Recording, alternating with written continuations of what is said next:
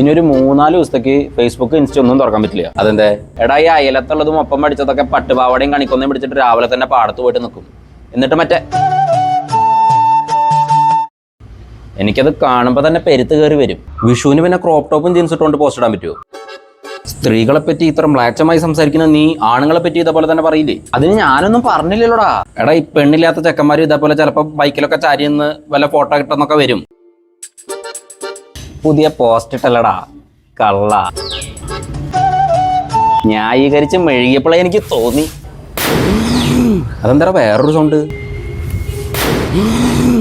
ഇനി ഇത് വല്ല വാണവും പടക്കവും കൂടിയിട്ട് ബ്രീഡ് ചെയ്തുണ്ടാക്കിയതായിരിക്കുമോ? അപ്പൊ ഇതെന്താ വാണപ്പടക്കോ? കേട്ടുപരിച്ചുള്ള സൗണ്ടാണല്ലോ.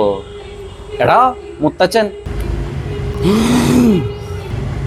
അച്ഛാ ഇതെന്താ വൈബ്രേറ്ററോ?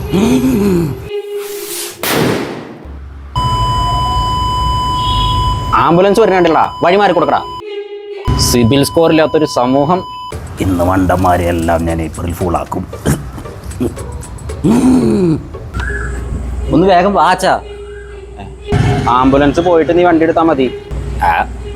എവിടെ?